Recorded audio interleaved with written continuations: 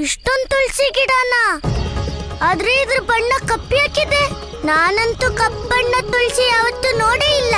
ಅಮ್ಮ ಹೇಳ್ತಾಳೆ ಕಪ್ಪು ತುಳಸಿ ಜಗತ್ತಲ್ಲಿ ತುಂಬಾ ಶ್ರೇಷ್ಠವಾದ ವನಸ್ಪತಿಯಾಗಿರುತ್ತೆ. ಈ ವನಸ್ಪತಿ ಜಗತ್ತಲ್ಲಿ ಸಿಗೋದು ತುಂಬಾ ಕಷ್ಟ. ಇದು ನನ್ನ ಸೌಭಾಗ್ಯ. ನನ್ಗೆ ಶ್ಯಾಮ ತುಳಸಿಯ ದರ್ಶನ ಆಯ್ತು. ಈಗ ಶ್ಯಾಮ ತುಳಸಿಯ ಪ್ರಭಾವದಿಂದ ಅಪ್ಪನ್ ಗಾಯ ಖಂಡಿತ ಸರಿ ಹೋಗ್ಬಿಡತ್ತೆ.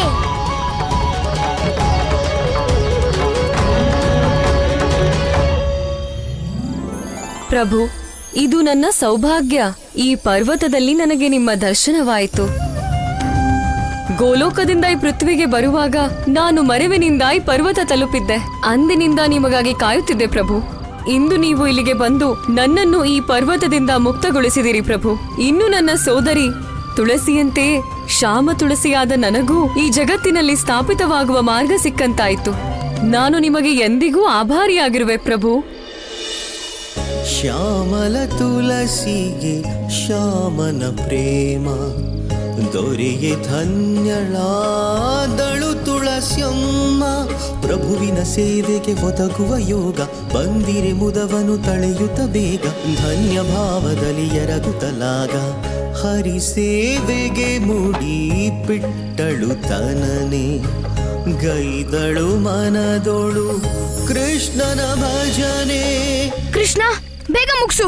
ಆ ರಾಕ್ಷಸ ಯಾವಾಗ ಬೇಕಾದ್ರೂ ಇಲ್ಲಿ ಬರ್ಬೋದು. ಮನುಷ್ಯ ರಕ್ತ.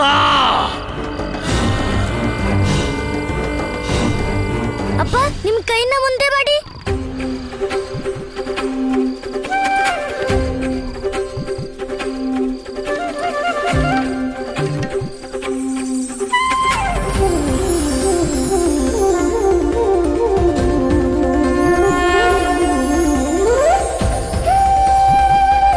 ಕೃಷ್ಣ, ಇದಂತೂ ಮೊದಲಿನ ತರಾನೇ ಸರಿ ಹೋಯ್ತು.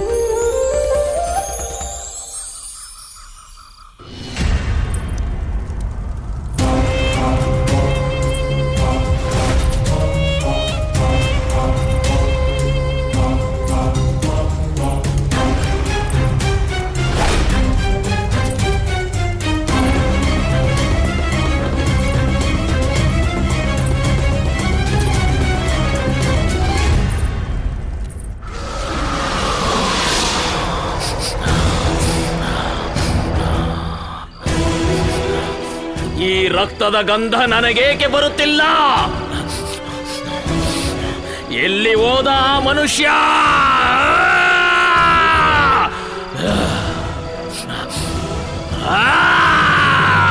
ಅಪ್ಪ, ಇನ್ನ ವ್ಯೋಮಾಸುರ ನಮ್ಮೆಲ್ರ ಹಿಂದೆ ಬರೋಕ್ಕಾಗಲ್ಲ. ಆ ರಾಕ್ಷಸ ಇಲ್ಲಿಗೆ ಬರೋಕ್ಕೂ ಮೊದ್ಲು ನಾವು ಇಲ್ಲಿಂದ ಹೊರಟೋಗ್ಬೇಕಪ್ಪ. ಬನ್ನಿ ಅಪ್ಪ, ಬನ್ನಿ.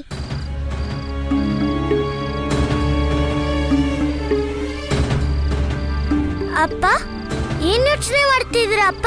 ಅಪ್ಪ ಕೃಷ್ಣ, ನಾವಿಲ್ಲಿಂದ ಹೋದ್ರೆ ನಮ್ ಸಮಸ್ಯೆಗೇನೋ ಪರಿಹಾರ ಸಿಕ್ಬಿಡತ್ತೆ. ಆದ್ರೆ ಅದಾದ್ಮೇಲೆ ಎಷ್ಟು ಮನುಷ್ಯರು ವ್ಯೋಮಾಸುರಂಗ ಆಹಾರ ಆಗ್ತಾರೋ. ನಾವ್ ಎಲ್ಲಿವರೆಗೂ ಈ ಸಮಸ್ಯೆನ ಬೇರ್ ಸಮೇತ ಕಿತ್ತಾಕಲ್ವೋ ಅಲ್ಲಿವರೆಗೂ ನಾವಿಲ್ಲಿಂದ ಹೋಗೋದು ಸರಿಯಲ್ಲ. ಚಿಕ್ಕಪ್ಪ, ನೀವಂತೂ ನಮ್ ಮನ್ಸಿನ ಮಾತೆ ಹೇಳಿದ್ರಿ. ನಾನ್ ಬಂದಿದ್ದೆ ನರಭಕ್ಷಕ ರಾಕ್ಷಸನ ಅಂತ್ಯ ಮಾಡೋದಕ್ಕೆ. ಅಣ್ಣ, ಅಮ್ಮ ಹೇಳ್ತಾಳೆ ಪಾಪಿನ ಕ್ಷಮಿಸ್ಬೇಕು, ಆದ್ರೆ ಪಾಪನ ಅಲ್ಲ. ಕೃಷ್ಣ, ನನಗೇನು ಅರ್ಥ ಆಗಿಲ್ಲ. ಅಣ್ಣ, ವ್ಯೋಮಾಸುರ ನರಭಕ್ಷಕ. ಯಾಕಂದ್ರೆ ಅವನಿಗೆ ಯಾವತ್ತೂ ಬೇರೆ ಯಾವ್ದು ಭೋಜನ ಸಿಕ್ಕೇ ಇಲ್ಲ. ಈಗ ನಾವು ಅವನಿಗೆ ಸಾತ್ವಿಕ ಭೋಜನ ಕೊಟ್ಟು ಬಿಟ್ರೆ ಅವನು ಅಧರ್ಮದ ಕೆಲ್ಸನ ಬಿಟ್ಬಿಡ್ತಾನೆ. ಕೃಷ್ಣ, ಒಂದ್ಸಲ ಯಾರ ಬಾಯಿಗಾದ್ರೂ ರಕ್ತ ಬಿದ್ರೆ ಅವ್ನ್ ಯಾವತ್ತೂ ಒಳ್ಳೆನಾಗೋದಿಲ್ಲ. ನನ್ ಮಾತ್ ಕೇಳು, ಆ ಪಾಪಿನ ಅಂತ್ಯ ಮಾಡ್ಬಿಡು. ಪಾಪ ತಾನಾಗೆ ಹೊರಟು ಹೋಗುತ್ತೆ. ಇಲ್ಲ ಬಲರಾಮ, ಕೃಷ್ಣ ನಿಜಾನೇ ಹೇಳ್ತಿದ್ದಾನೆ. ಶಕ್ತಿ ಪ್ರಯೋಗ ಮಾಡಿ ನಾವ್ ಆ ವ್ಯೋಮಾಸುರನ್ನ ಗೆಲ್ಲಕ್ಕಾಗಲ್ಲ. ಆದ್ರೆ ಅವನ್ಗೆ ಸಾತ್ವಿಕ ಆಹಾರ ಕೊಟ್ರೆ ನಾವು ಅವನ್ನ ತಡೆಯಕ್ಕಾದ್ರೂ ಆಗ್ಬಹುದೇನೋ. ಅಣ್ಣ, ಈಗ ಅರ್ಥ ಮಾಡ್ಕೊ ನೀನು. ನಾವು ವ್ಯೋಮಾಸುರಂಗೆ ಒಂದ್ ಅವಕಾಶ ಕೊಡ್ತಿದ್ದೀವಿ. ಅವನೇನಾದ್ರೂ ನಮ್ ಭೋಜನ ಸ್ವೀಕಾರ ಮಾಡದೇ ಇದ್ರೆ ಅವನು ನಿನ್ನ ಹತ್ರ ತಿಂತಾನೆ. ಸರಿ ಕೃಷ್ಣ, ನಾನು ವ್ಯೋಮಾಸುರನ್ಗೆ ಸಾತ್ವಿಕ ಭೋಜನ ಮಾಡಕ್ಕೆ ಏರ್ಪಾಡ್ ಮಾಡ್ತೀನಿ. ಸರಿ ರಾಧೆ, ನೀನ್ ಭೋಜನ ತಯಾರಿಸು. ಅಣ್ಣ, ನೀನ್ ಅಪ್ಪನ ಜೊತೆನೇ ಇರು. ನಾನು ನರಭಕ್ಷಕನ ತಡಿತೀನಿ, ಸರಿನಾ? ಕೃಷ್ಣ, ಕೃಷ್ಣ,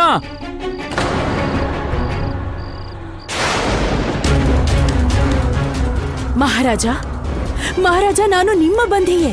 ಮತ್ತೀಗ ನನ್ನನ್ನು ಈ ಕಾರಾಗೃಹದಲ್ಲಿ ಬಂಧಿಸುವ ಯಾವ ಅವಶ್ಯಕತೆ ಇದೆ?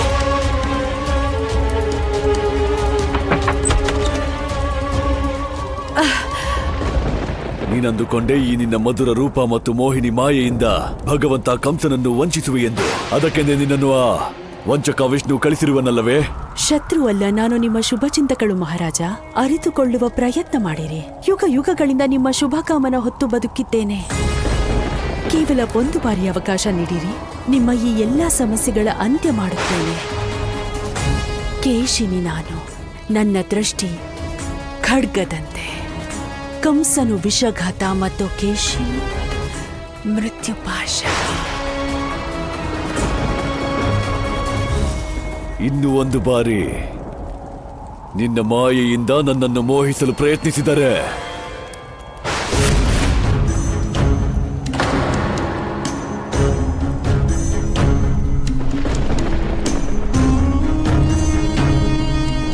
ಕಟಾರಿಯ ರಕ್ತ ಒಣಗಿದೆ, ಅರ್ಥಾತ್ ಆ ವಿಷ್ಣು ವ್ಯೋಮ ಪರ್ವತದಲ್ಲಿ.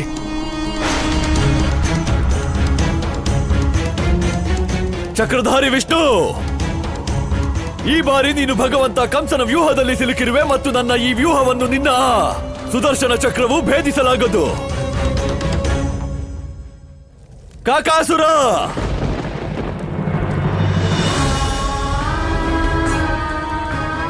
ಮಹಾರಾಜ, ವರ್ತಮಾನದ ಸಮಸ್ಯೆಯಲ್ಲಿ ನೀವು ಈ ರೀತಿ ಮುಳುಗಿದ್ದೀರಿ. ನಿಮ್ಮದೇ ಸ್ವರ್ಣಮಯ ಅತೀತವನ್ನು ಮರೆತಿದ್ದೀರಿ. ಅದಕ್ಕೆಂದೇ ನಾನು ನಿಮ್ಮ ಪತ್ನಿ ಕೇಶಿನಿ, ನೀವು ತ್ರಿಲೋಕ ವಿಜೇತ ಕಾಲನೇಮಿ ಎಂದು ಎಲ್ಲಿಯವರೆಗೂ ನಿಮಗೆ ನೆನಪಿಸುವುದಿಲ್ಲವೋ ಅಲ್ಲಿಯವರೆಗೂ ನಾನು ಇಲ್ಲಿಂದ ಹೋಗುವುದಿಲ್ಲ.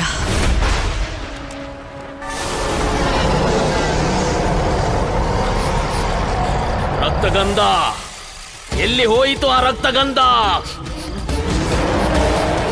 ನನಗೆ ರಕ್ತದ ಗಂಧ ಏಕೆ ಬರುತ್ತಿಲ್ಲ?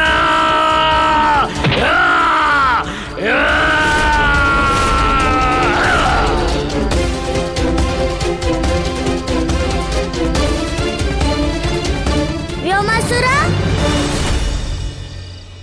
ಇಷ್ಟು ಕೋಪದಿಂದ ಯಾರನ್ನು ಹುಡುಕ್ತಿದ್ಯಾ?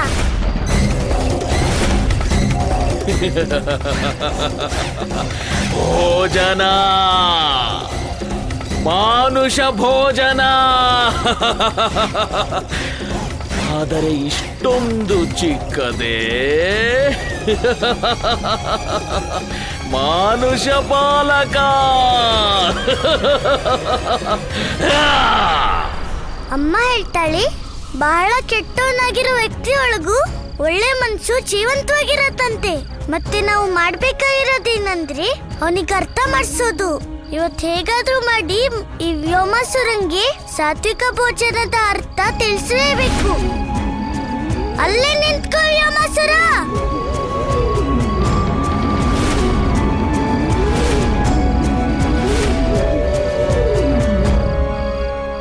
ನಾರಾಯಣ ನಾರಾಯಣ. ಪ್ರಭು, ಯಾವ ವ್ಯೋಮಾಸುರನ ಸಮ್ಮುಖ ಜಗತ್ತಿನ ಎಲ್ಲಾ ಜೀವಿಗಳು ಬಲಹೀನವಾಗುತ್ತವೋ, ಇಂದು ಅದೇ ವ್ಯೋಮಾಸುರ ನಂದಪುತ್ರನ ಒಂದೇ ಆದೇಶಕ್ಕೆ ಎಲ್ಲಿದ್ದನೋ ಅಲ್ಲೇ ನಿಂತನಲ್ಲ ಪ್ರಭು. ನಿಮ್ಮದು ಇದೆಂತಹ ಲೀಲೆ ಪ್ರಭು. ದೇವರ್ಷಿ, ಯಾರ ಒಂದು ಸಂಕೇತದಿಂದ ಸಂಪೂರ್ಣ ಸೃಷ್ಟಿ ಸ್ಥಿರವಾಗುವುದೋ ಅಂತಹ ನಾರಾಯಣನ ಆದೇಶವನ್ನೇ ವ್ಯೋಮಾಸುರ ಪಾಲಿಸದಿರಬಲ್ಲನೆ? ಸತ್ಯವಚನ ಮಾತೆ, ಸತ್ಯವಚನ. ನಾರಾಯಣ ನಾರಾಯಣ.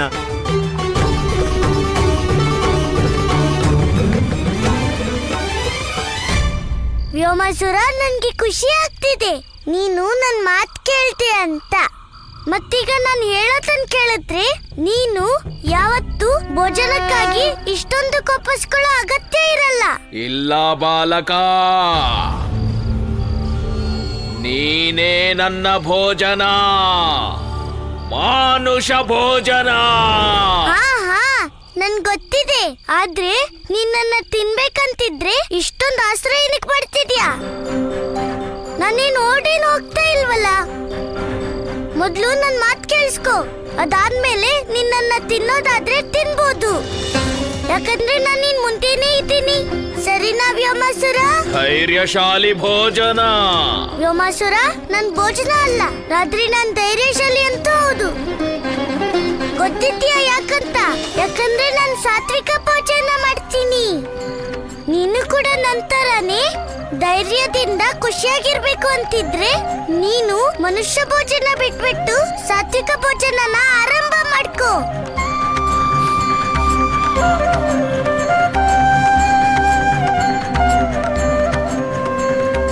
ಸಾತ್ವಿಕ ಭೋಜನ? ನಿಂಗೆ ಸಾತ್ವಿಕ ಭೋಜನ ಗೊತ್ತೇ ಇಲ್ವಾ? ಈ ಜಗತ್ತಲ್ಲಿ ತುಂಬಾ ರುಚಿಯಾದ ಭೋಜನ ಅಂದ್ರೆ ಅದೇ. ರಾಧೆ ನಿನ್ಗೆ ಸಾತ್ವಿಕ ಭೋಜನ ಮಾಡ್ತಿದ್ದಾಳೆ, ನೋಡ್ತಿರು. ಈಗ ಒಂದ್ ಬಾರಿ ನೀನ್ ಅದ್ರ ರುಚಿ ನೋಡಿದ್ರೆ ಮನುಷ್ಯ ಭೋಜನನ ನೀನ್ ಎಂದೆಂದಿಗೂ ಬಿಟ್ಟೇ ಬಿಡ್ತೀಯ. ನಿಲ್ಲಿಸು ಬಾಲಕ, ಸಾತ್ವಿಕ ಬೇಡ, ನೀನೇ ನನ್ನ ಭೋಜನ, ಮಾನುಷ ಭೋಜನ.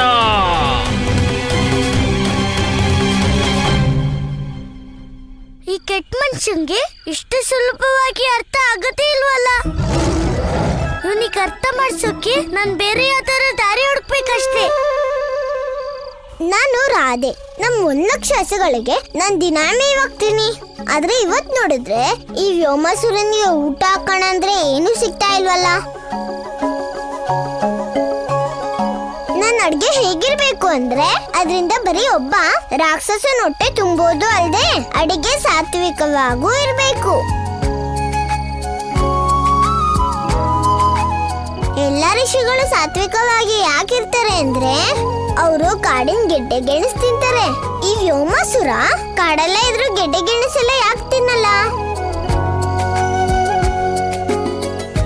ನನಗೆ ಗೊತ್ತಾಯ್ತು ನಾನೇನ್ ಮಾಡ್ಬೇಕು ಅಂತ.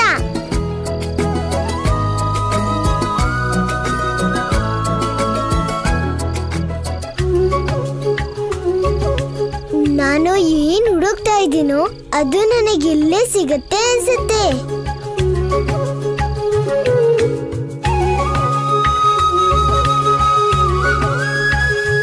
ಇಷ್ಟೊಂದ್ ಗೆಡ್ಡೆ ಗೆಣಸ ನನ್ನ ಸಾತ್ವಿಕ ಅಡಿಗೆಗೆ ಇದೇ ನನಗ್ ಬೇಕಾಗಿತ್ತು. ಇದೇ ಗೆಡ್ಡೆ ಗೆಣಸ ಹಾಕಿ ನಾನು ವ್ಯೋಮಾಸುರನ್ಗೆ ಅಡಿಗೆ ಮಾಡ್ತೀನಿ.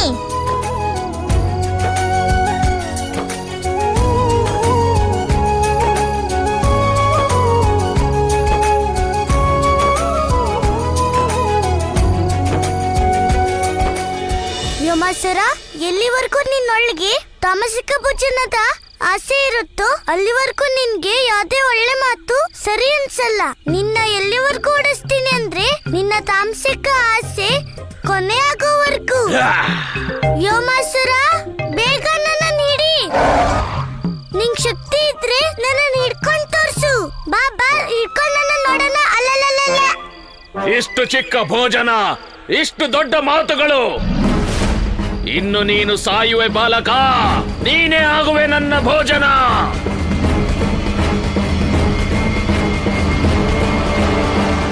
ವ್ಯೋಮಾಸುರ, ಈ ಕಡೆ ಬಾ, ಈ ಕಡೆ.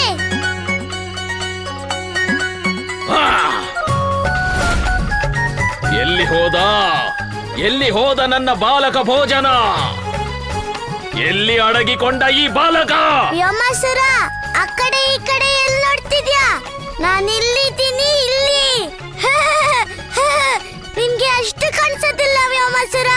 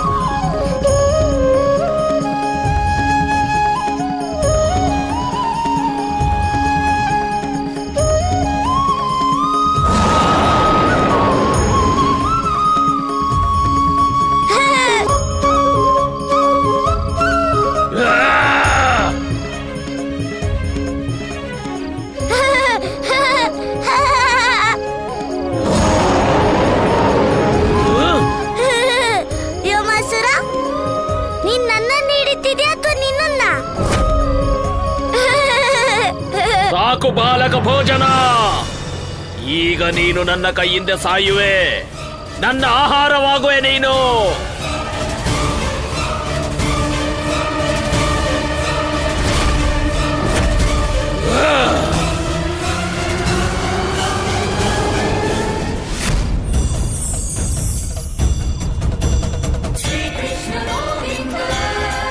ಪ್ರಭು, ಸೃಷ್ಟಿಯ ಕಣಕಣದಲ್ಲೂ ನಿಮ್ಮದೇ ವಾಸವಿದೆ.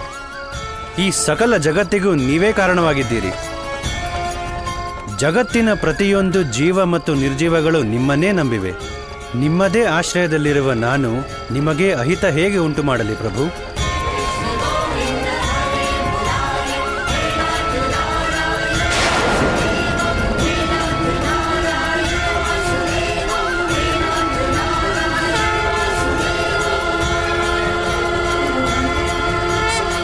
ಪ್ರಲಬ್ಧ, ನನಗನ್ನಿಸ್ತಾ ಇದೆ ಆ ಬಂಡೆ ಕೃಷ್ಣನ್ ಹತ್ರ ಹೋಗೋಕ್ಕೂ ಮುಂಚೆ ಸಿಡಿದೋಯ್ತು ಅಂತ. ಚಾಣೂರ, ನನ್ಗನ್ಸುತ್ತೆ ನಿನ್ ದೃಷ್ಟಿಲಿ ಏನೋ ದೋಷ ಆಗಿರ್ಬೇಕು. ಆ ಬಂಡೆಗೇನೂ ಆಗಿಲ್ಲ, ಕೃಷ್ಣನ್ಗೆ ಆಗಿದ್ದು. ಕೃಷ್ಣ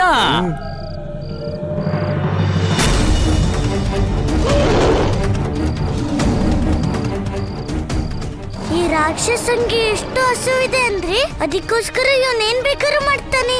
ಗೊತ್ತಾಗ್ತಿಲ್ಲ, ಈ ರಾಧೆ ಸಾತ್ವಿಕ ಭೋಜನ ಮಾಡ್ತಿದ್ದಾಳೋ ಅಥವಾ ನಾನೇ ಈ ರಾಕ್ಷಸಂಗೆ ಆಹಾರ ಆಗ್ಬೇಕಾಗತ್ತೇನೋ.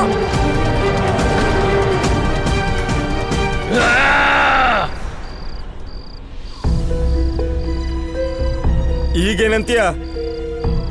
ದೃಷ್ಟಿದೋಷ ಯಾರಿಗಿರೋದು? ಆದ್ರೆ ಈ ತರ ಆಗೋಕ್ ಹೇಗ್ ಸಾಧ್ಯ?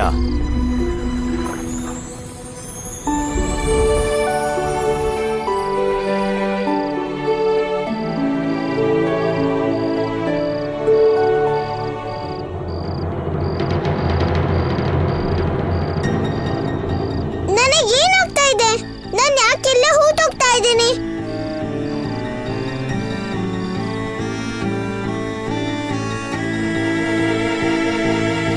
ನಾನು ಅಡ್ಗೆ ಮಾಡ್ಬೇಕು. ತಡ ಆಗೋಕ್ಕೂ ಮುಂಚೆ ನಾನು ಇಲ್ಲಿಂದ ಹೊರಗೆ ಹೋಗ್ಲೇಬೇಕು.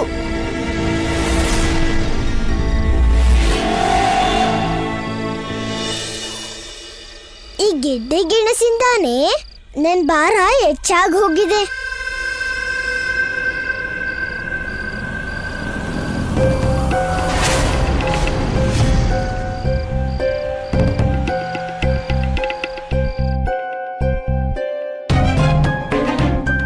ನಾನಂತೂ ಇಲ್ಲೇ ಹೂತೋಗ್ತಾ ಇದ್ದೀನಿ. ನಾನೀಗ ಏನ್ ಮಾಡ್ಲಿ? ಇಲ್ಲಿಂದ ಹೇಗೆ ಹೊರಗೆ ಹೋಗೋದು?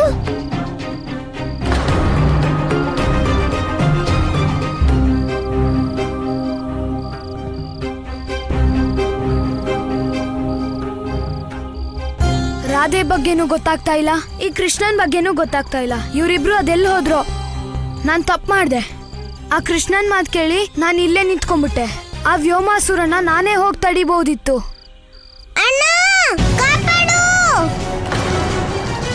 ಅಣ್ಣ, ಅಣ್ಣ, ನೀನ್ ಎಲ್ಲಿದ್ಯಾ? ಬಲರಾಮ, ಇದು ರಾಧೆದೇ ಧ್ವನಿ. ಅವಳು ಯಾವ್ದೋ ಅಪಾಯದಲ್ಲಿರ್ಬೇಕು. ನಾವೀಗ್ಲೇ ಅಲ್ಲಿಗೆ ಹೋಗ್ಬೇಕು. ನಡಿ, ಅಲ್ಲಿ ಕರ್ಕೊಂಡು ಹೋಗು. ಇಲ್ಲ ಚಿಕ್ಕಪ್ಪ, ನೀವೀಗ ವಿಶ್ರಾಂತಿ ಮಾಡೋ ಅವಶ್ಯಕತೆ ಇದೆ. ನಿಮ್ ರಕ್ತ ತುಂಬಾ ಹರಿದೋಗಿದೆ. ನೀವ್ ಚಿಂತೆ ಮಾಡ್ಬೇಡಿ, ನಾನು ಇದೀನಲ್ವಾ, ನಾನ್ ಕರ್ಕೊಂಡ್ ಬರ್ತೀನಿ ರಾಧೆನ. ಇಲ್ಲ ಬಲರಾಮ, ನಾನು ಹೋಗ್ಲೇಬೇಕು. ಇಲ್ಲ ಚಿಕ್ಕಪ್ಪ, ನೀವು ವಿಶ್ರಾಂತಿ ತಗೊಳ್ಳಿ. ಬಲರಾಮ, ನಾರಾಯಣ, ನಮ್ಮ ಮಗು ರಾಧೆನ ನೀನೇ ಕಾಪಾಡಬೇಕು. ಅಣ್ಣ, ಕಾಪಾಡು! ಅಣ್ಣ, ನೀನ್ ಎಲ್ಲಿದ್ಯಾ? ರಾಧೆ, ರಾಧೆ ಎಲ್ಲಿದ್ಯಾ? ರಾಧೆ, ರಾಧೆ, ರಾಧೆ!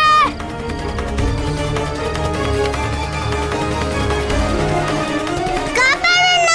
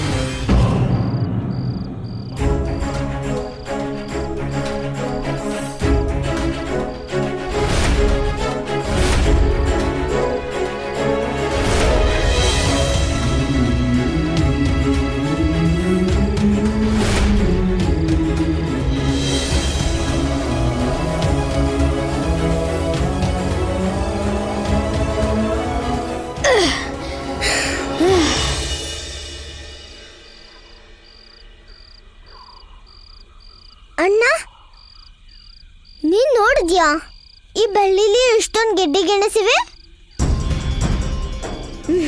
ರಾಧೆ, ಇಲ್ಲಿನ ಜೀವಕ್ಕೆ ಅಪಾಯ ಆಗ್ತಿತ್ತು. ಆದ್ರೆ ನೀನ್ ನೋಡಿದ್ರೆ ಆ ಗಡ್ಡೆ ಬಗ್ಗೆ ಮಾತಾಡ್ತಿದ್ಯಲ್ಲ. ಅಣ್ಣ, ನನಗೊಂದೇ ಚಿಂತೆ, ಆ ವ್ಯೋಮಾಸುರನ್ಗೆ ಅಡಿಗೆ ಹೇಗ್ ಮಾಡೋದು ಅಂತ. ಆದ್ರೆ ನೀನಂತೂ ನನ್ನೆಲ್ಲ ಚಿಂತೆನೂ ದೂರ ಮಾಡ್ಬಿಟ್ಟೆ ಅಣ್ಣ.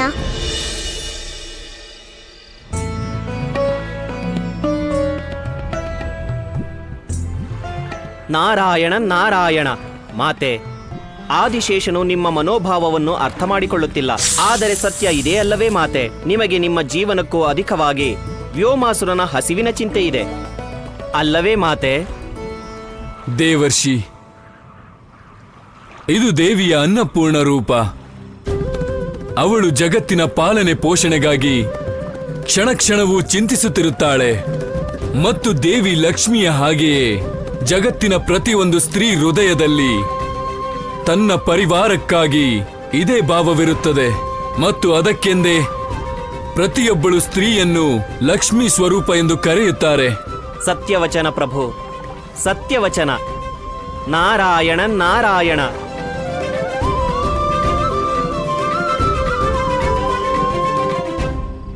ಅಣ್ಣ, ನಡೀರಿ, ಆ ವ್ಯೋಮಾಸುರನ್ಗೋಸ್ಕರ ನಾವು ಸಾತ್ವಿಕ ಅಡ್ಗೆ ಮಾಡ್ಬೇಕು.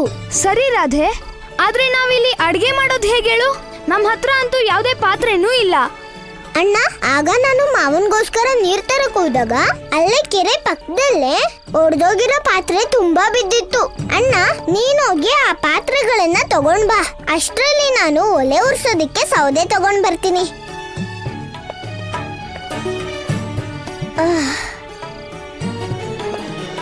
ಕಾಕಾಸುರ,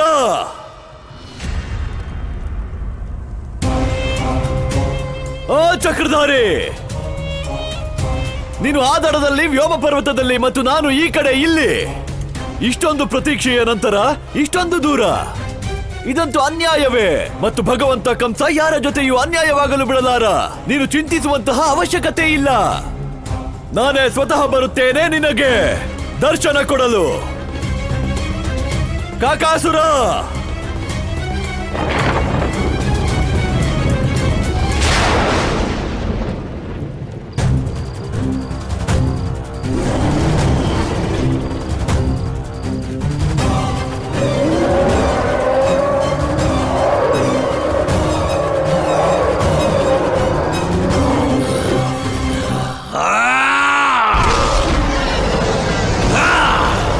ನೀನು ನನ್ನಿಂದ ತಪ್ಪಿಸಿಕೊಳ್ಳಲಾರೆ. ಇಲ್ಲ, ಹಸುವಿನ ಜೊತೆಗೆ ವ್ಯೋಮಾಸುರನ್ ಕೋಪನೂ ಜಾಸ್ತಿ ಆಗ್ತಿದೆಯಲ್ಲ. ಪ್ರಲಬ್ಧ, ಯಾವ ವ್ಯೋಮಾಸುರನ್ನ ನೋಡಿದ್ರೆ ಎಂತೆಂತವ್ರಿಗೋ ಗಂಟ್ಲು ಒಣಗು ಹೋಗುತ್ತೋ ಅಂತವನ್ಗೆನೆ ಈ ಕೃಷ್ಣ ಗಂಟ್ಲಲ್ಲಿ ಸಿಕ್ಕಿರೋ ಮೂಳೆ ಆದಂಗಾಗಿದ್ದಾನೆ. ಚಾಣೂರ, ಈ ವ್ಯೋಮ ಪರ್ವತಕ್ಕೆ ಯಾರು ಬಂದ್ರು ಅವ್ರು ಎಷ್ಟೇ ಪ್ರಯತ್ನ ಪಟ್ರು ಅಷ್ಟೇ ಅವ್ರು ತಮ್ಮ ಮೂಳೆನ ಮುರ್ಕೊಂಡೇ ಹೋಗೋದು.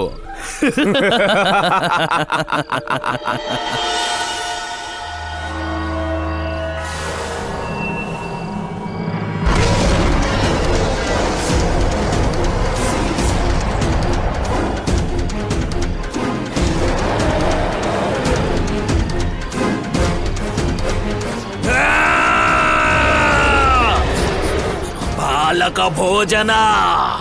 ಪ್ರಲಬ್ಧ, ಹಾ, ನಿನ್ಗೆ ಅನಿಸ್ತಾ ಇಲ್ವಾ ನಾವು ವ್ಯೋಮಾಸುರನ್ಗೆ ಸಹಾಯ ಮಾಡ್ಬೇಕು ಅಂತ? ಸಹಾಯನ?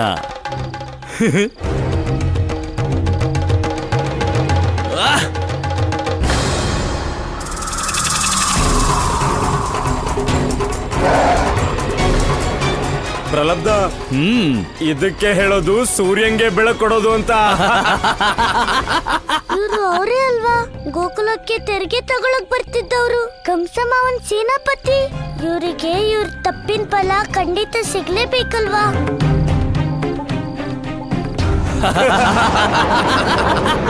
ಅಲ್ಲೇ ನಿಂತ್ಕೋ ವ್ಯೋಮಾಸುರ, ಇಲ್ಲಾಂದ್ರೆ ನನ್ಗೆ ಬೇರೆ ದಾರಿ ಇಲ್ದೇನೆ ನಿನ್ ಮೇಲೆ ಪ್ರಹಾರ ಮಾಡ್ಬೇಕಾಗತ್ತೆ.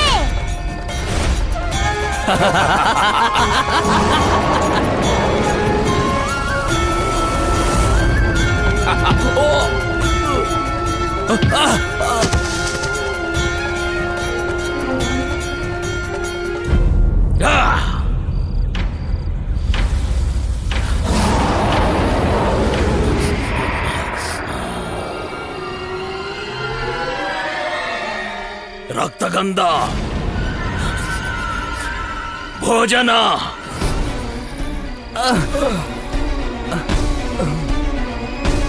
ಮಾನುಷ ರಕ್ತ.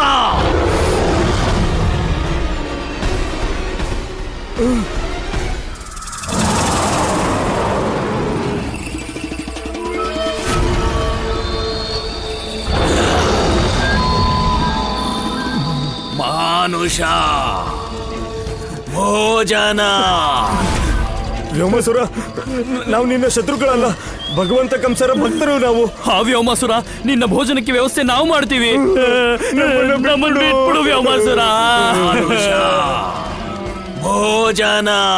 ಭಗವಂತ ಕಂಸ ಈಗ ನಮ್ಮನ್ನ ಭಗವಂತ ಕಂಸರೇ ಕಾಪಾಡಬೇಕು. ಭಗವಂತ ಕಂಸರಿಗೆ ಜೈ. ಭಗವಂತ ಕಂಸರಿಗೆ ಜೈ. ಭಗವಂತ ಕಂಸರಿಗೆ ಜೈ. ಭಗವಂತ ಕಂಸರಿಗೆ. ಭಗವಂತ ಕಂಸರ ಸೇವಕರು ನಾವು. ಭಗವಂತ ಕಂಸರಿಗೆ ಜೈ. ಭಗವಂತ ಕಂಸರಿಗೆ ಜೈ.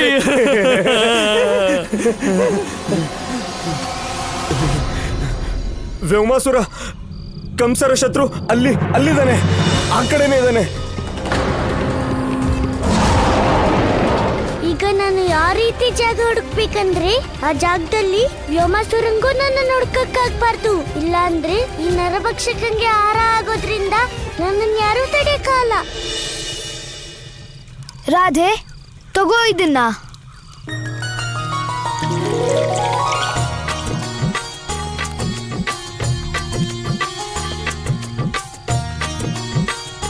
ರಾಧೆ, ಇನ್ನು ಎಷ್ಟೊತ್ತಾಗುತ್ತೆ ರಾಧೆ? ಅಣ್ಣ, ಈಗೆಲ್ಲ ವ್ಯವಸ್ಥೆ ಆಗಿದೆ. ಈ ಸಾತ್ವಿಕ ಅಡಿಗೆ ಪರಿಮಳ ವ್ಯೋಮಾಸುರನ್ ಹೋಗ್ತಿದ್ದಂಗೆ ಅವನು ಇದನ್ ತಿನ್ನೋದಿಕ್ಕೆ ಓಡೋಡ್ ಬರ್ತಾನೆ ಅಣ್ಣ. ರಾಧೆ, ಬೇಗ ಮಾಡು, ಅಲ್ಲಿ ಕೃಷ್ಣನ್ ಜೀವಕ್ಕೆ ಅಪಾಯ ಆಗ್ಬಹುದು. ಅಣ್ಣ, ನಿಮ್ಗೆ ನನ್ ಕೃಷ್ಣನ್ ಬಗ್ಗೆ ಗೊತ್ತಿಲ್ಲ.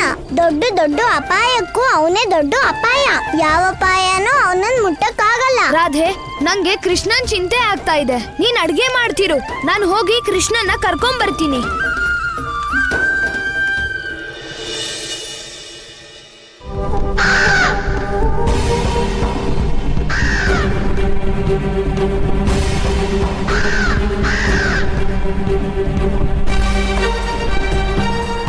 ಓ ವಂಚಕ ವಿಷ್ಣು, ಇಂದು ನಾನು ಎಂದೆಂದಿಗೂ ಜಗತ್ತಿನಿಂದ ನಿನ್ನ ಮೋಸವನ್ನು ಸಮಾಪ್ತ ಮಾಡಲು ಬರುತ್ತಿರುವೆ.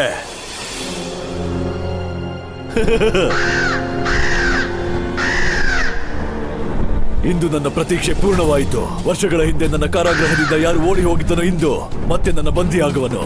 ಶೀಘ್ರವಾಗಿ ಕಾಕಾಸುರ, ಶೀಘ್ರವಾಗಿ ಹೋಗು.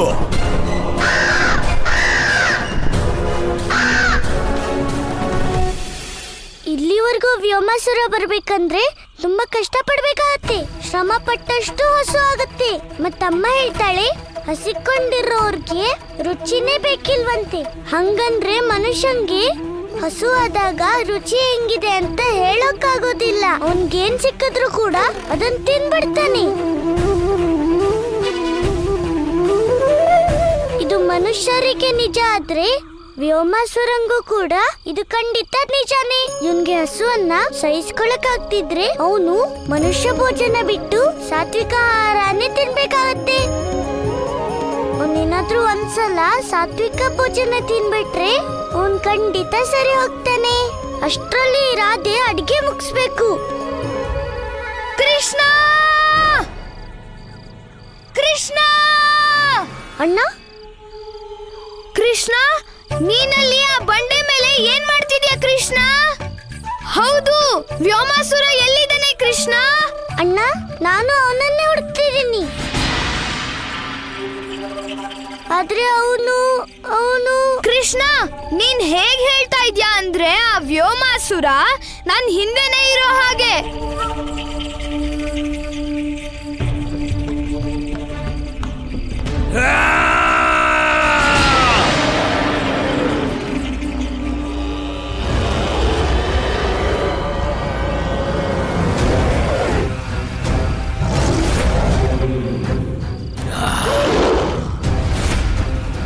ಮನುಷ್ಯ ಭೋಜನ. ಕೃಷ್ಣ, ಕೃಷ್ಣ, ಅಣ್ಣ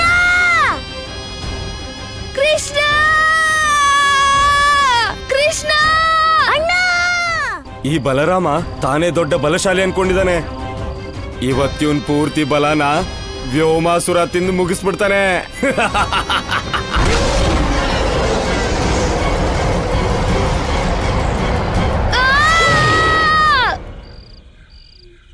ಅಣ್ಣ, ನಾನ್ ಬರ್ತಾ ಇದ್ದೀನಣ್ಣ.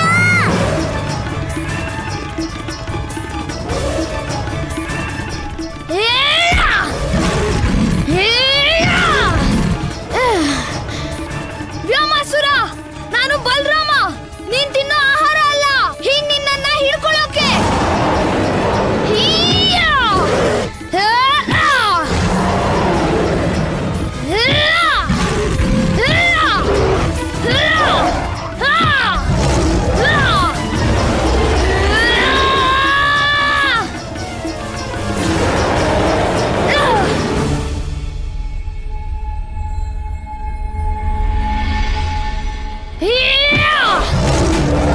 ವ್ಯೋಮಾಸುರ, ನೋಡ್ತಿರು, ಇವತ್ ನಿನಗ್ ಗೊತ್ತಾಗುತ್ತೆ ಮನುಷ್ಯರನ್ನ ತಿನ್ನೋದು ಸ್ವಲ್ಪನೂ ಸರಿಯಲ್ಲ ಅಂತ. ನಾರಾಯಣ ನಾರಾಯಣ. ಪ್ರಭು, ಇಂದು ನನಗೆ ಅನಿಸುತ್ತಿದೆ ಈ ವ್ಯೋಮಾಸುರನ ಪಾಪದ ಕೊಡ ತುಂಬಿ ಹೋಗಿದೆ. ಈಗ ಶೇಷಾವತಾರ ಬಲರಾಮನ ಕೈಯಿಂದ ಅವನ ಅಂತ್ಯ ನಿಶ್ಚಿತವೇ ಪ್ರಭು. ದೇವರ್ಷಿ, ಅಧರ್ಮಿ ವ್ಯೋಮಾಸುರನ ಅಂತ್ಯ ಅವಶ್ಯ ಹೌದು, ಆದರೆ ಶೇಷಾವತಾರನ ಮೂಲಕ ಅಲ್ಲ. ನಾರಾಯಣ ನಾರಾಯಣ, ನನಗರ್ಥವಾಯಿತು ಪ್ರಭು. ಇದರ ಅರ್ಥವೇನೆಂದರೆ ಈಗ ನರಭಕ್ಷಕ ವ್ಯೋಮಾಸುರನ ಅಂತ್ಯ ಶೇಷಾವತಾರನ ಕೈಯಲ್ಲಲ್ಲ, ಬದಲಾಗಿ ನಂದಪುತ್ರನ ಕೈಯಲ್ಲೇ ಇದೆ. ನಾನು ಸರಿಯಾಗಿ ಹೇಳಿದ್ದೇನೆ ಪ್ರಭು? ಇದೇ ವಿವಶತೆ ದೇವರ್ಷಿ. ವ್ಯೋಮಾಸುರನ ಅಂತ್ಯ ಕೃಷ್ಣನ ಮೂಲಕವೂ ಆಗುವುದಿಲ್ಲ. ನಾರಾಯಣ ನಾರಾಯಣ, ನೀವೀಗ ಏನು ಹೇಳುತ್ತಿದ್ದೀರಿ? ಈಗ ವ್ಯೋಮಾಸುರನ ಅಂತ್ಯ ಬಲರಾಮ ಮತ್ತು ನಂದಪುತ್ರರಿಂದಲೂ ಆಗದಿದ್ದರೆ ಈ ಜಗತ್ತಿನಲ್ಲಿ ಇನ್ಯಾರಿದ್ದಾರೆ ಪ್ರಭು? ವ್ಯೋಮಾಸುರನಿಗೆ ಯಾರು ಪಾಪದಿಂದ ಮುಕ್ತಿ ನೀಡುವರು? ದೇವಿ, ಈ ಸಮಯ ಶೇಷನ ರಕ್ಷಣೆಗಾಗಿ ಏನಾದರೂ ಮಾಡುವುದಿದ್ದರೆ ಅದು ಕೇವಲ ನಿನ್ನಿಂದ ಮಾತ್ರ ಸಾಧ್ಯ.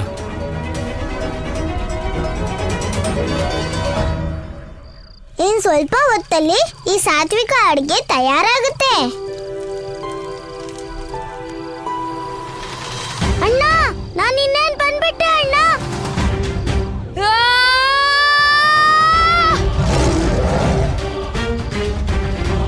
ಅಣ್ಣ,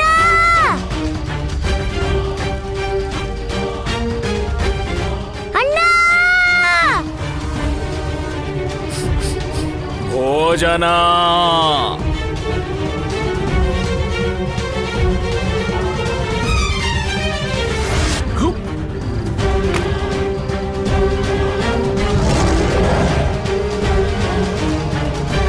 ಸಾವಿನ ಬಾಯಿಂದ ಹೊರಗಡೆ ಬಂದಲ್ಲ ಈ ಬಲರಾಮ. ಆದ್ರೆ ಹೆಚ್ಚು ಸಮಯ ಉಳಿಯಲ್ಲ ಈ ಹುಡುಗ, ನೀನೇ ನೋಡು. ಅಣ್ಣ, ನಿಂಗೇನೂ ಆಗಿಲ್ಲ ಅಲ್ವಾ? ಕೃಷ್ಣ, ಮೊದಲನೇ ಬಾರಿ ನಂಗೆ ನನ್ ಸಮ ಇರೋ ಶಕ್ತಿಶಾಲಿ ರಾಕ್ಷಸ ಸಿಕ್ಕಿದಾನೆ. ಇವತ್ತು ಯುದ್ಧದ ನಿಜವಾದ ಖುಷಿ ಸಿಗುತ್ತೆ ಕೃಷ್ಣ. ಅಣ್ಣ, ಈ ಅಣ್ಣಂಗಂತೂ ಹೇಗ್ ನನ್ಗೆ ಬೆಣ್ಣೆ ಪ್ರೀತಿನೋ ಹಾಗೆ ಇವನ್ಗೆ ಯುದ್ಧ ಅಂದ್ರೆ ಇಷ್ಟ. ವ್ಯೋಮಾಸುರ, ನೀನ್ ನನ್ನನ್ನ ನಿನ್ನ ಆಹಾರ ಮಾಡ್ಕೋಬೇಕು ಅನ್ಕೊಂಡಿದ್ದೆ ಅಲ್ಲ? ಬಾ ನೋಡೋಣ, ಇವತ್ ಗೊತ್ತಾಗೇ ಬಿಡ್ಲಿ ನಾನು ನಿನ್ನ ಆಹಾರನೋ ಇಲ್ವೋ ನಿನ್ ಮೃತ್ಯುನೋ. ವ್ಯೋಮಾಸುರ!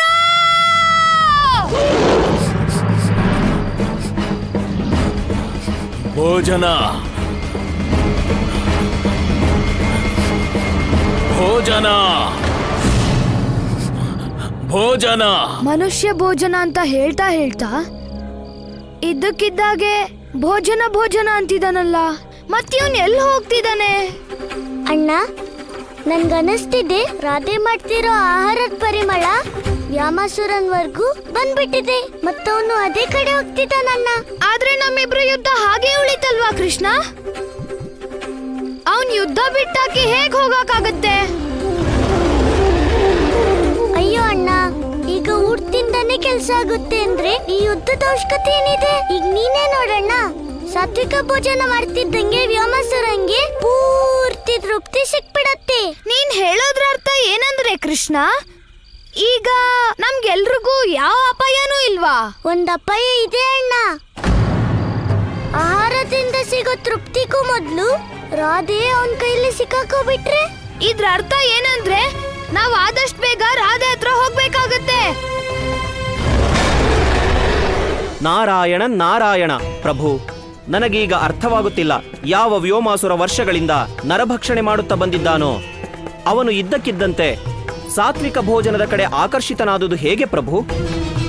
ಅವನ ರುಚಿ ಮತ್ತು ಸ್ವಭಾವದಲ್ಲಿ ಇಷ್ಟೊಂದು ದೊಡ್ಡ ಪರಿವರ್ತನೆಯೇ? ಇದು ಹೇಗೆ ಸಾಧ್ಯವಾಯಿತು ಪ್ರಭು? ದೇವರ್ಷಿ, ನೀವಿಂದು ಮರೆತಿದ್ದೀರಿ. ಇಂದು ವ್ಯೋಮಾಸುರ ನಿರಂತರ ಪ್ರಭುವಿನ ಹಿಂದೆ ಹಿಂದೆಯೇ ಓಡುತ್ತಿದ್ದನು. ಮತ್ತು ಯಾರೇ ಆಗಲಿ ಸತ್ಯ ಮತ್ತು ಆದಿಯ ಆಧಾರ ಶ್ರೀಹರಿ ನಾರಾಯಣನ ಹಿಂದೆ ಅಲೆದಾಗ ಅವರ ಸ್ವಭಾವದಲ್ಲಿ ಇಂತಹ ಪರಿವರ್ತನೆ ಆಗುವುದು ಸ್ವಾಭಾವಿಕವೇ. ಸತ್ಯವಚನ ಮಾತೆ, ಸತ್ಯವಚನ. ದೇವಿ, ವ್ಯೋಮಾಸುರನು ಸಾತ್ವಿಕ ಭೋಜನದ ಮೇಲೆ ಆಕರ್ಷಿತನಾಗಿದ್ದರ ಹಿಂದೆ ಒಂದೇ ಕಾರಣವಿದೆ, ಮತ್ತು ಅದರ ಕಾರಣ ವ್ಯೋಮಾಸುರನ ಹಿಂದಿನ ಜನ್ಮದ್ದು.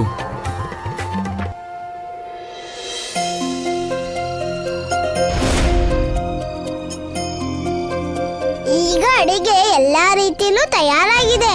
ನಾನೆಷ್ಟು ಸಾತ್ವಿಕ ಮತ್ತೆ ರುಚಿಯಾಗಿ ಮಾಡಿದ್ದೀನಿ ಅಂದ್ರೆ ಇದೊಂದ್ಸಲ ಈ ಅಡಿಗೆ ತಿಂದ ಮೇಲೆ ವ್ಯೋಮಾಸುರನ್ಗೆ ಬೇರೆ ಏನು ಇಷ್ಟನೇ ಆಗಲ್ಲ.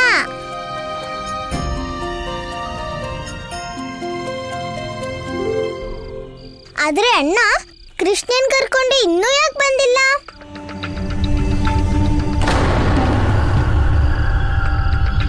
ಬಹುಶಃ ಅಣ್ಣ ಮತ್ತೆ ಕೃಷ್ಣ ವ್ಯೋಮಾಸುರನ್ನ ಮರಳು ಮಾಡಿ ಕರ್ಕೊಂಡ್ ಬರ್ತಿರ್ಬೇಕು. ಆ ರಾಕ್ಷಸ ಇಲ್ಲಿ ಬರೋದಕ್ಕೂ ಮುಂಚೆ ನಾನ್ ಮಾಡಿರೋ ಅಡ್ಗೆನ ಅವನ್ ತಿನ್ಲಿ ಅಂತ ಪಾತ್ರೆ ಒಳಗೆ ಹಾಕಿಡ್ತೀನಿ.